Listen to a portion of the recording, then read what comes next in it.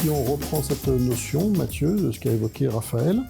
comment le cloud AWS peut-il aider ces organisations du secteur public sur ces fameuses demandes de conformité et de gestion des données personnelles?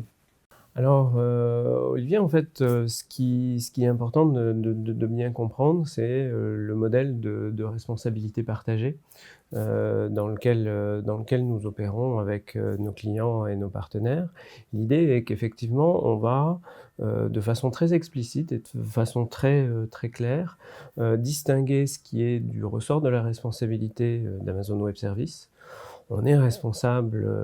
du fonctionnement du cloud, de ces infrastructures. On est responsable finalement du fonctionnement de la qualité de service, de la qualité en termes de sécurité, de chacune des briques qui composent le cloud et de l'ensemble des services qu'on va mettre à disposition de nos clients. Ensuite, ça va être au client de faire ses choix, de faire des choix d'architecture, de prendre les bonnes briques, de les mettre en œuvre de la bonne façon pour atteindre ces niveaux de sécurité et, le cas échéant, de les compléter évidemment avec des produits qui sont fournis par des partenaires sur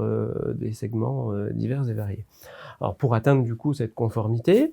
le client va pouvoir reposer sur notre propre conformité sur les briques d'infrastructure.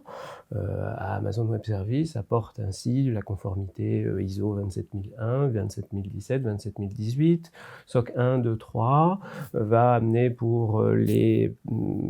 clients qui souhaitent héberger des données de santé la certification HDS, pour ceux qui hébergent des données financières PCI DSS, etc.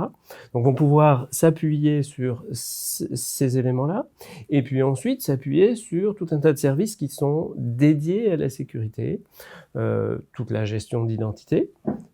et de contrôle d'accès qui est sur le cloud AWS, qui est très fin, pouvoir de façon très précise dire quelle personne ou quel service a accès à quoi, à quelles ressources, depuis où, à quel moment, etc. Donc on peut aller de façon extrêmement fine. On va pouvoir aussi utiliser des outils, par exemple, d'intelligence artificielle pour aller découvrir dans des ensembles de données vérifiées qu'il n'y a pas des données personnelles qui auraient été non répertoriées quelque part et du coup risquer des non-conformités. On va pouvoir utiliser des outils pour forcer des politiques de sécurité. Par exemple, on peut forcer, le cloud AWS permet d'héberger des données dans 20 régions aujourd'hui dans le monde, mais un client peut choisir du coup de les héberger uniquement en France, et donc il peut forcer cette politique interne qui lui correspond